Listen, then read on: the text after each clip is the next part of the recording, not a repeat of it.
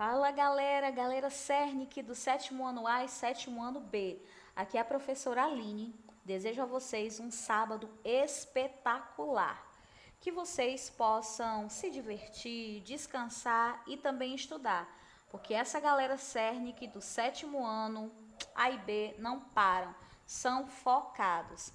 Então vamos conversar um pouco sobre registro de algumas pandemias que realmente foram muito importantes, tá, para o nosso mundo, para os registros, e algumas possíveis doenças também, né? Então eu já deixo como enfoque aqui para vocês, tá, como enquete. Doenças na pré-história, será que foram só essas? Será que ainda permanecem? Então a gente coloca aí duas principais, uma tuberculose e outra malária, uma causada por uma bactéria, outra causada por um protozoário. Então a gente vai conversar aí. Mas primeiro a gente tem que entender um pouco do processo histórico das principais pandemias que assolaram a humanidade, tá certo? Ou seja, pessoal, para que a gente possa compreender essas enfermidades, nós também temos que entender como era a rotina de vida daquelas pessoas que eram mais primitivas, que viviam em condições, vamos dizer assim, não tão higiênicas como hoje, não é, pessoal? Isso é um fato. Porque as tecnologias e a evolução, conforme foi tudo evoluindo, foi tudo sendo um pouco mais higiênico com relação à elaboração de substâncias capazes de eliminar alguns micro-organismos, há ciências voltadas para a saúde.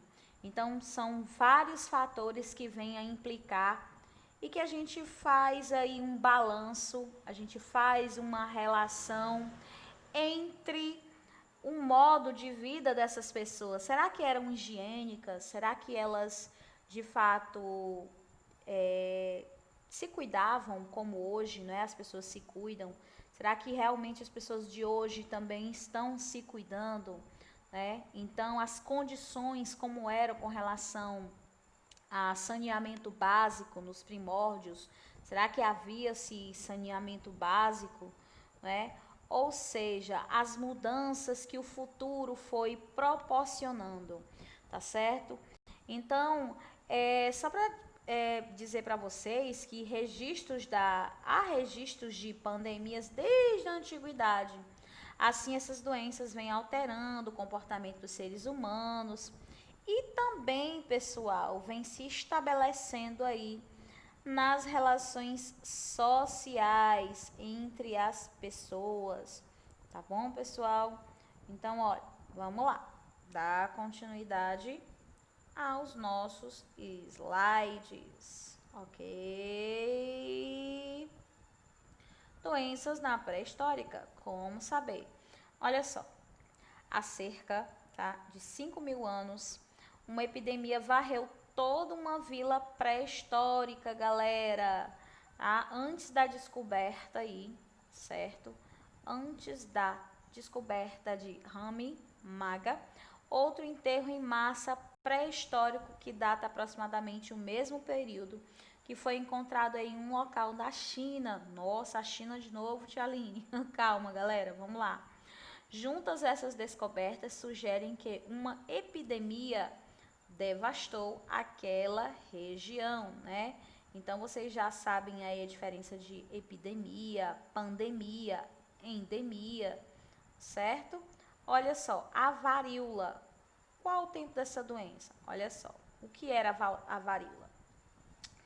O que poderia ser feito para erradicar? Galera, erradicar significa dizer, tá, eliminar de vez com o vírus, com a doença em uma determinada localidade, tá certo? Então vamos lá, olha.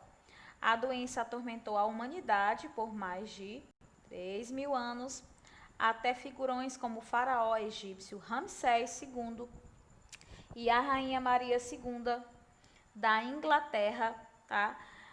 E o rei Luís XV da França tiveram a temida bexiga, a vacina e foi descoberta em 1796, como foi a contaminação pela varíola, ó, ortopoxvírus, tá, que é a varíola, que era transmitido de pessoa para pessoa, como geralmente por meio das vias respiratórias, ou seja, né, as pessoas que falassem perto, que respiravam aquele mesmo ar, estavam repassando aí o vírus da varíola. E quais eram os sintomas? Ó, febre seguida de erupções na garganta, inflamações na garganta, tá certo, gente? O que eram essas erupções na garganta, inflamações, pequenas feridas, pus na garganta, tá certo? Porque na verdade, pessoal, a gente também tem que entender, tem que compreender que determinados sintomas, eles existem, não é porque o vírus propriamente está causando aquilo, mas é o teu sistema imunológico, tá? Já ia dizer nervoso, galera, não, nervoso não, pelo amor de Deus. O teu sistema imunológico que está percebendo aquele invasor, então de alguma forma ele vai ter que contra-atacá-lo, tá? Então os sintomas são justamente ações cometidas por células do teu sistema imunológico, tá? Para poder encurralar, eliminar aquela determinada doença, aquele determinado micro-organismo. Então, se você tá sentindo dor, né, na garganta, está com a garganta inflamada, está com dor no corpo, está com febre, galera, é o teu corpo reagindo contra aquilo que entrou, que não pertence ao teu corpo. Isto não pertence a este corpo. Sai agora. Aí vai todo mundo, vai leucócito, tá certo? Vai linfócito, ou seja, vai toda a galera do sistema imunológico, tá? Os seus anticorpos vão lá para ver qual é, investigar quem é e tomar alguma providência com relação a isso, tá certo? Então, o tratamento, olha, é erradicada no planeta desde 1980, que bom, né? Após a campanha de vacinação em massa, 300 milhões de mortos, galera, 1896 a 1980. Eis a mais temida, a peste bubônica, causada por uma bactéria que estava, certo, dentro de pulgas, certo, de ratos, tá bom? A peste bubônica aqui, a mais temida, tá? Ou seja, uma doença que ceifou a vida de muitas pessoas, tá bom? Vamos lá. E aqui refere-se a um versículo bíblico, tá bom? Em que eles, por esse estudo do slide, retiraram para fazer uma menção aí, tá certo? Sobre a peste bubônica. Então, nós tínhamos um quadro de pessoas, tá bom? Na antiguidade que não tinham ainda um conhecimento sobre o que era, tá? Esta peste.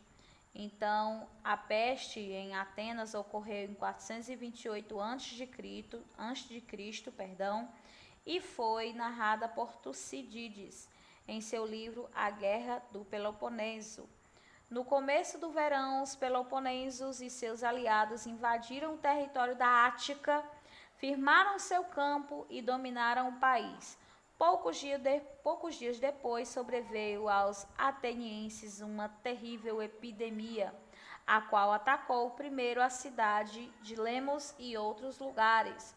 Tá certo? Ó, a peste de Siracusa. Como foi a doença em Siracusa?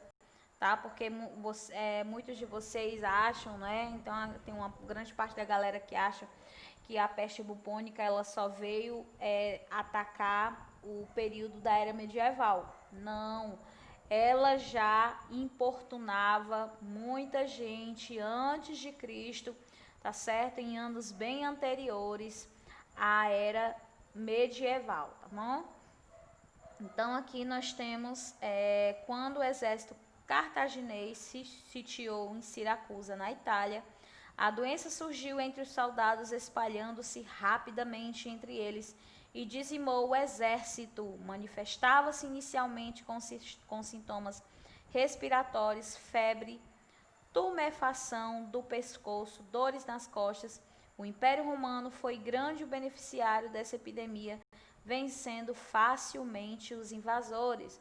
Né? Então, nós temos aqui o Império Romano podendo se sobrepor aí sobre os soldados aqui de Siracusa. Por quê? Porque a doença realmente dizimou grande parte do exército, deixando assim os romanos em vantagem, tá?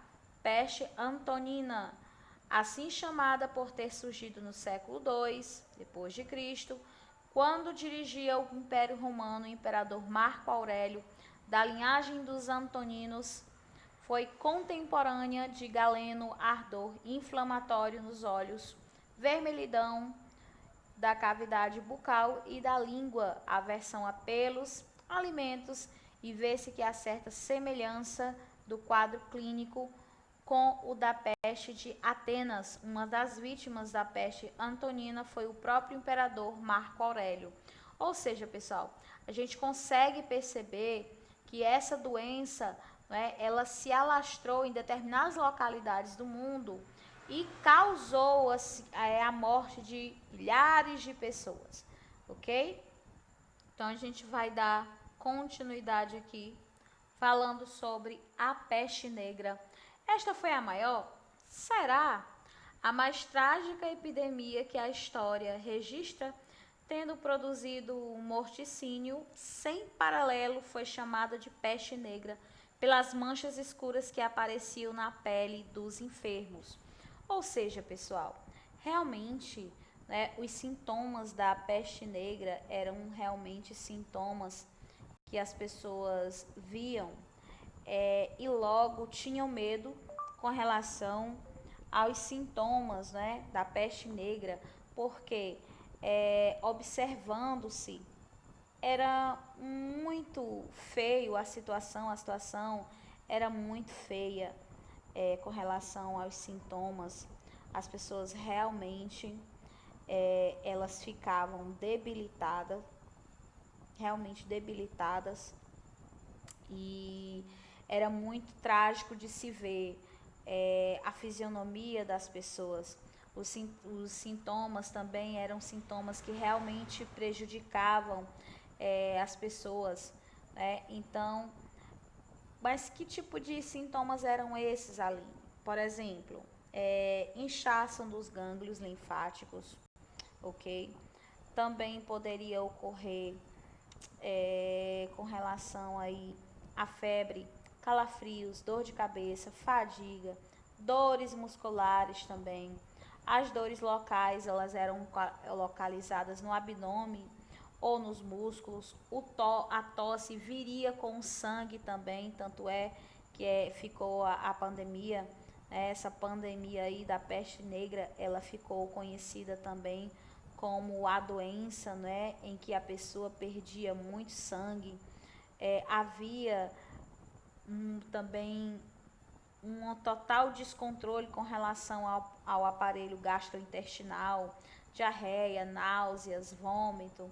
Então, assim, também era comum inchaço nos gânglios, catarro, delírios, dor de cabeça, falta de ar.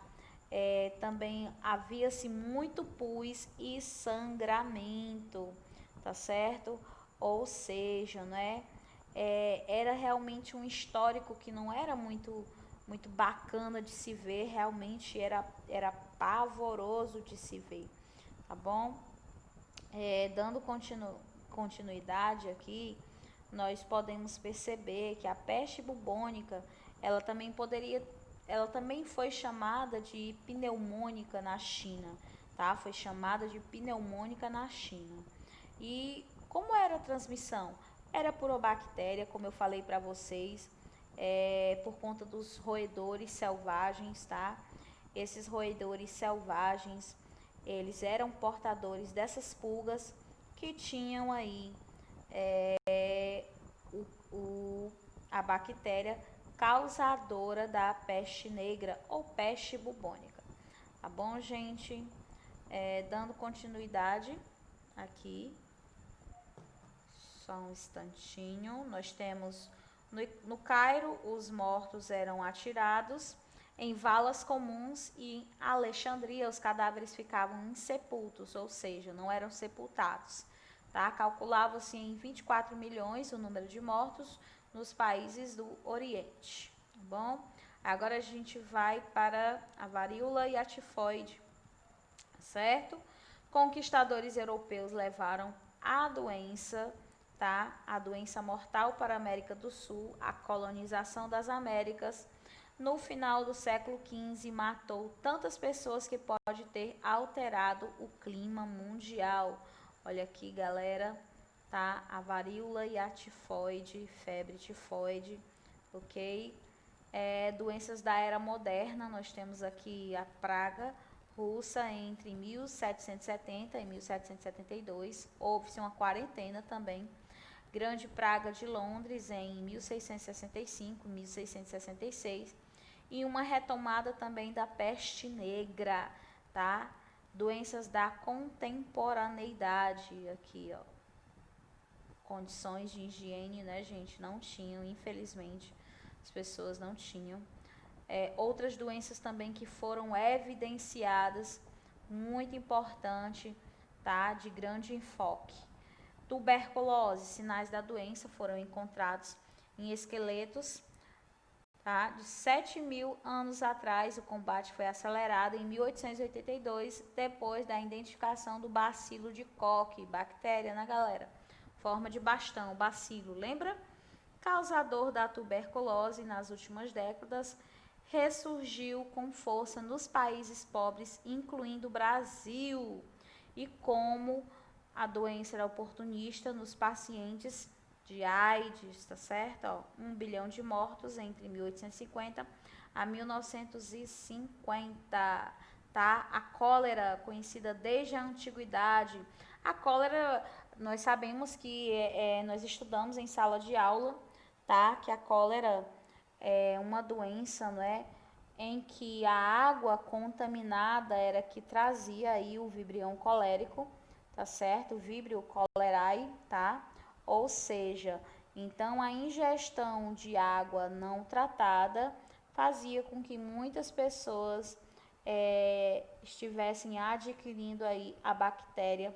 Lembrando, né, que eram períodos onde não tinha higiene, saneamento básico, como hoje nós já temos em muitas localidades, em muitos estados aí do nosso Brasil, e o mundo também tem aí a sua prevenção, a sua profilaxia com relação a determinadas doenças, certo?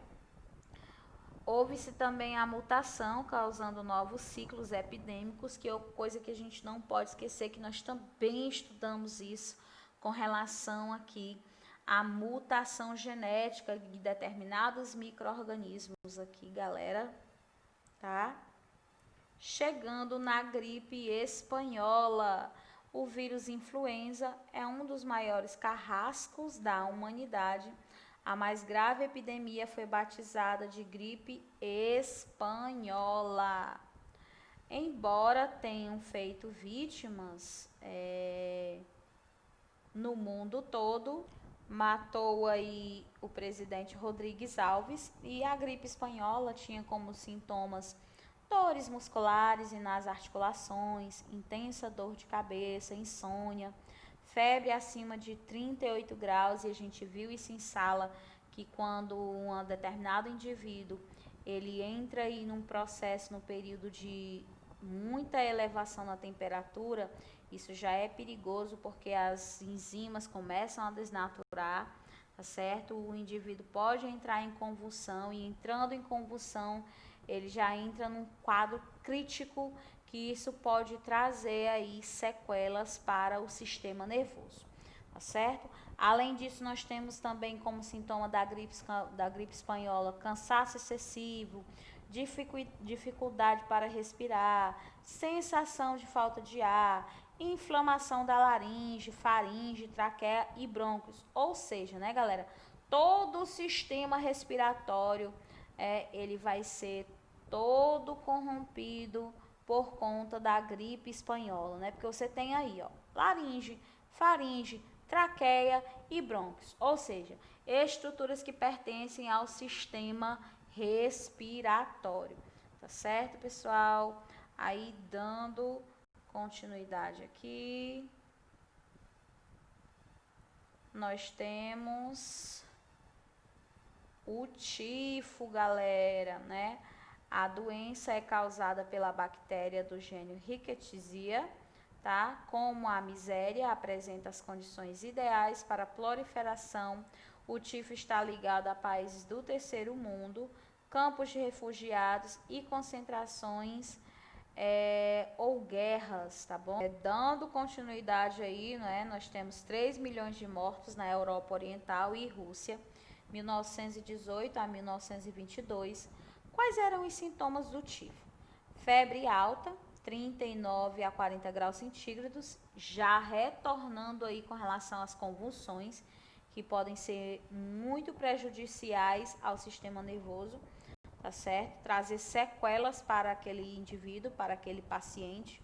Dores de cabeça, fortes dores de cabeça, mal-estar, náuseas, vômitos, tosse, dor de barriga, diarreia também, ou seja, né, eram sintomas que realmente traziam aí muitas consequências drásticas ao indivíduo. Lembrando também que o tifo, ele era conhecido e a característica do sintoma também era apresentar manchas vermelhas, características do tifo, manchas vermelhas sobre o corpo todo, que a gente vai chamar de exantemas, tá bom? Com relação ao tifo ainda, falando sobre ele, popularmente conhecido como tifo, tá? Apesar das outras doenças distintas terem o mesmo nome aí, a gente tem aí a bactéria, como foi mencionada, Rickettsia, certo, gente? Mais pra frente, dando continuidade, nós temos, apesar do nome semelhante tifo e febre tifoide, são doenças diferentes. O tifo é causado pela bactéria do gênero Rickettsia, SP, enquanto que a febre tifoide é causada pela bactéria Salmonella typhi, tá? Que pode ser transmitida através do consumo de água e alimentos contaminados aqui pela bactéria, certo? Aqui aí doenças, tá? Doenças da contemporaneidade, a febre amarela e revolta do Haiti contra a França, praga e a queda da dinastia Ming na China, pandemia de gripe de 1889, Londres, AIDS. Desde que foi identificada pela primeira vez em 1981, a AIDS já matou cerca de 35 milhões de vidas. É válido, galera, a gente ressaltar aqui com relação a essas doenças, né? Doenças nas quais foram erradicadas, algumas foram erradicadas, foram realmente eliminadas. Porém, nós não podemos esquecer também que algumas determinadas doenças elas estão ainda muito bem escondidas, tá? Para que não caia em mãos erradas. Nós temos ainda determinados vírus que se encontram em período de latência, tá? Em provetas, em tubos de ensaio. Para quê, né? Porque é através de alguns vírus, algumas doenças, que é retirado aí também a composição, a base para elaborar uma vacina, né? Aquela imunidade que a gente vai chamar de imunidade ativa, tá certo? Né? Porque vocês viram com relação à diferença de imunidade passiva e imunidade ativa aí, tá certo? Com relação a AIDS, desde que foi identificada pela primeira vez em 1981, a AIDS já matou cerca de 35 milhões de vidas, né? Outro nome para AIDS, certo? Outro nome para AIDS aí, galera, a gente vai ter aí HIV, tá certo? HIV, ou seja, esse vírus ele é capaz de lesar, tá? De deixar incapaz o sistema imunológico de reagir. É por isso que não se deve dizer, determinado indivíduo morreu de HIV, morreu de AIDS. Não, não morreu. Não morreu por quê? Eu vou explicar para vocês bem direitinho.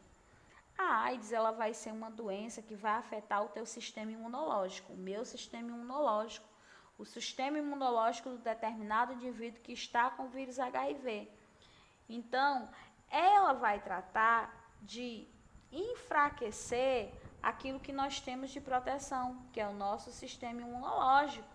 Então, gente, o que ela vai fazer, né? Na verdade, o HIV não mata o infectado, ele apenas vai debilitar o sistema imunológico, responsável pela defesa do organismo, e assim ele vai abrir a porta para todas as outras doenças atacarem o corpo do infectado, tá certo? Já que ele ataca o sistema imunológico. E é por isso, galera, que não se costuma dizer que alguém morreu de AIDS, mas a consequência foi a AIDS. Tá certo, galera? É muito bom a gente compreender, tá? Mas aí também temos que entender com relação à causa, né? As causas e o porquê. Como é que o determinado indivíduo ele vai ser acometido pela doença, né? Então nós sabemos que as relações sexuais, né, sem camisinha vão ocasionar aí os riscos para se contrair o vírus, tá certo? Mas existem também algumas ignorâncias que muitas pessoas não sabem, julgam errado, de forma errada, tá? Por exemplo, quem carrega o vírus HIV, né, com relação a abraço, beijo na boca, até a própria relação sexual sendo com camisinha, né? Isso para quem é ativo, tá, pessoal? Para quem é ativo, tá certo? Ou seja, isso vai fazer com que a pessoa se preserve, se resguarde, se previna, tá bom? Porque a relação sexual e também o compartilhamento de seringas, isso foi muito debatido entre nós em sala virtual, tá bom? Porque eu estou fazendo aqui um resumo, a gente está conversando sobre algumas doenças que realmente trouxeram e trazem um impacto muito grande, tá bom? Então, assim, para falar com relação ao nosso Brasil e a AIDS, né? O Brasil ele foi um país que mostrou a maior ignorância, tá? Com relação às consequências da AIDS, tá certo? E outra, né? Morreram 8,4 mil brasileiros, tá? Isso aí foi computado na Organização das Nações Unidas. Tá? Como foi que foi feita essa pesquisa, né? Foi uma pesquisa feita por telefone no Brasil, tá certo? Porém, outros dados já foram levantados aí em cima, tá bom? Outra coisa também, a mãe, uma moça, uma mulher que é portadora do vírus e está grávida, né? Ela também tem que ter muitos cuidados com o parto, com relação ao parto, porque o bebê ele tem inúmeras chances de não contrair o vírus, mas necessário que haja um total cuidado, né? Um cuidado com o bebê na hora do parto. A mãe ela não vai poder amamentar porque o leite vai estar com o vírus, tá certo? Então requer todo um cuidado, tá certo? Com relação a isso aí. Então vamos dar continuidade aqui. Olha só. H1N1 2009, a agência contabilizou que em quase 16 meses da pandemia, tá, gente? Pandemia, certo? H1N1, mais de 493 mil casos foram confirmados, tá? E de 18,6 mil mortes. A gripe suína, 2009, a epidemia de ebola na África Ocidental entre 2014, 2016. A gente vai dar um tempinho aqui para conversar sobre o ebola. O vírus ebola, ele vai ser realmente um vírus muito danoso, muito nocivo e muito agressivo ao organismo. Por quê, gente?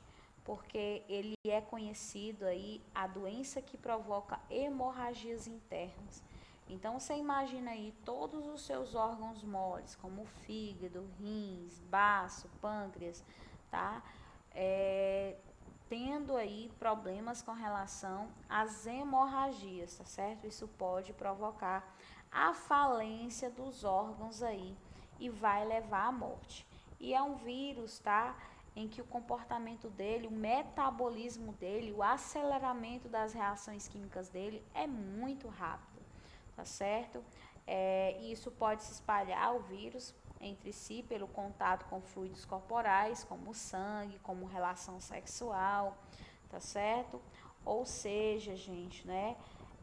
Com relação ainda ao vírus ebola, né? É importante a gente saber sobre ele e compreender também que ele é um vírus, como eu acabei de falar para vocês, muito rápido, tá certo?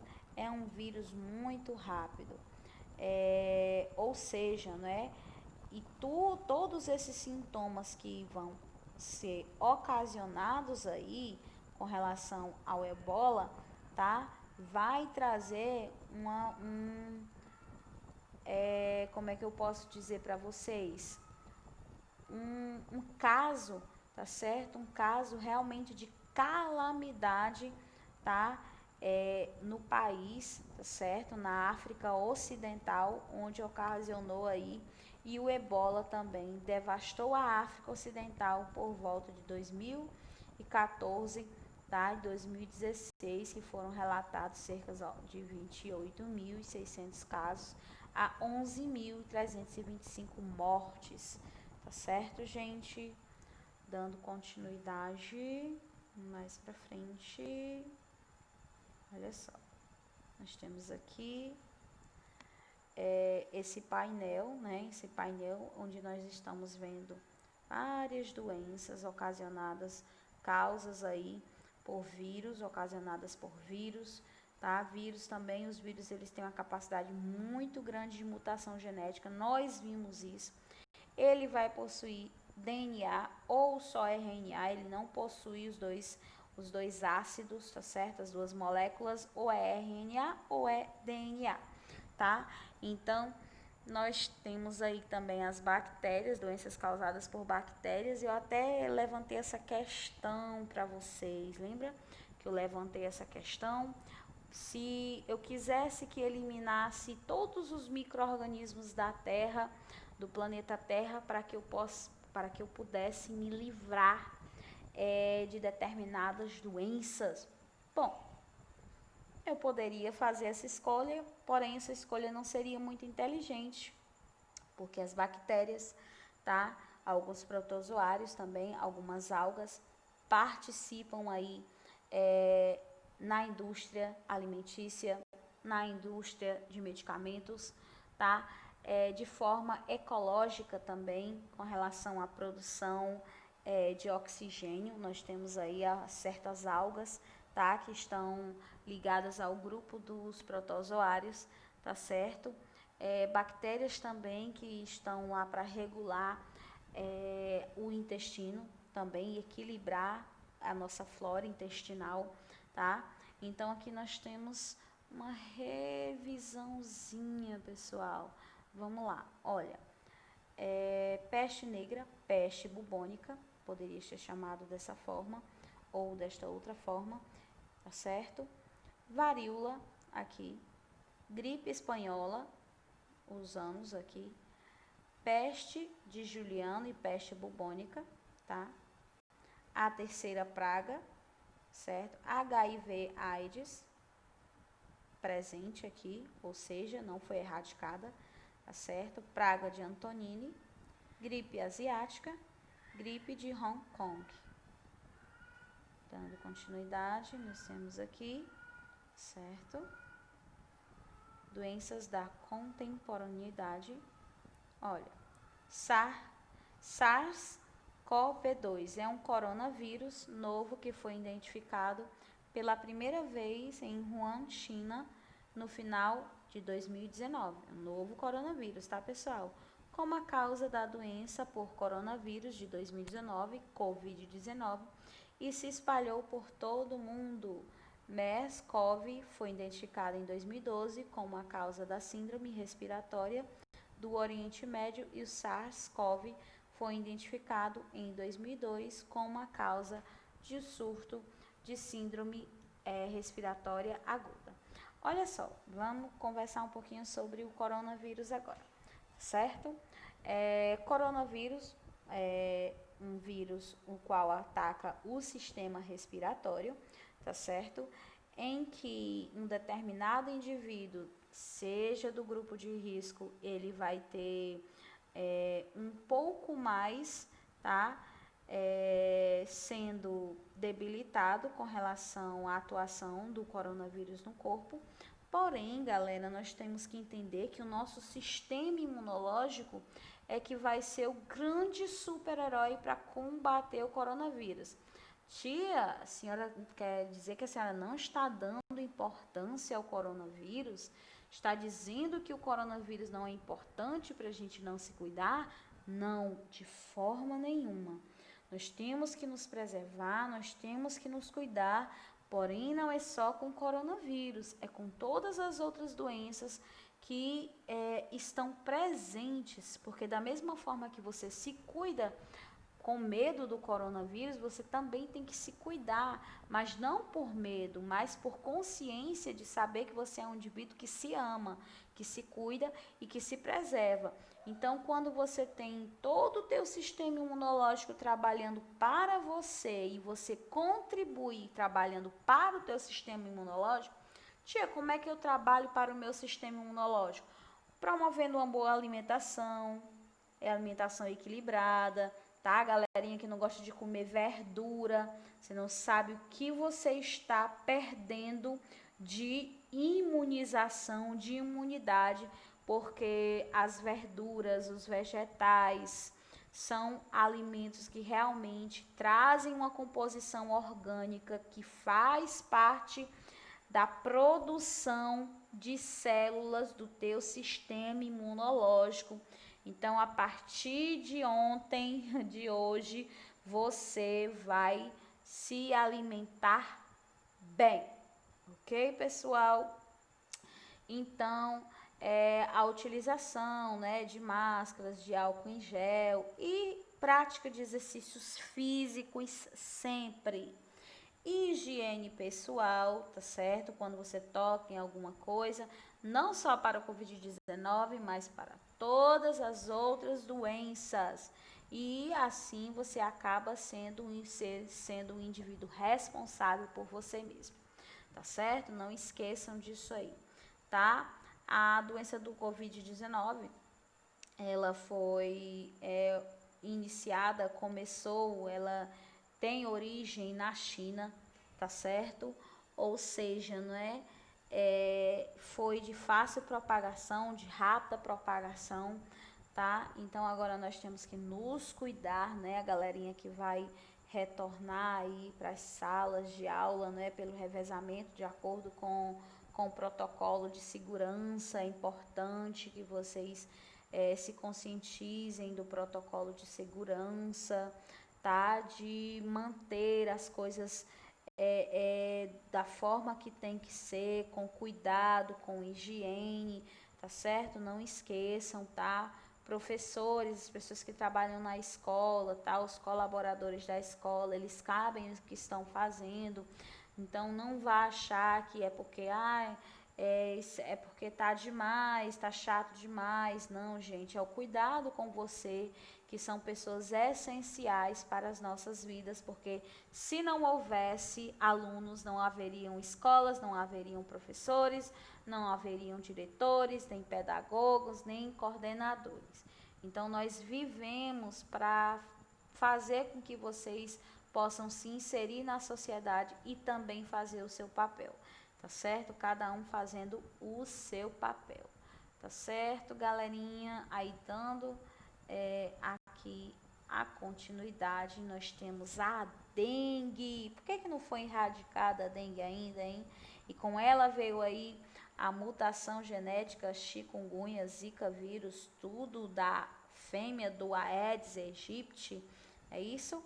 Gente, olha só, a dengue ela vai ser uma doença, né, a qual é necessário ter muito cuidado, não deixar a garrafa com água parada, nem em pneus, nem nenhum vasilhame. Por quê? Porque a fêmea ela só espera um ótimo momento para depositar ali os seus ovos, que serão larvas no futuro, que serão outros mosquitos, tá certo? Então é importante a gente saber e fazer esse controle, tá bom? Vou falar um pouquinho dos sintomas, em que eles serão febre alta, erupções cutâneas e dores musculares e articulares.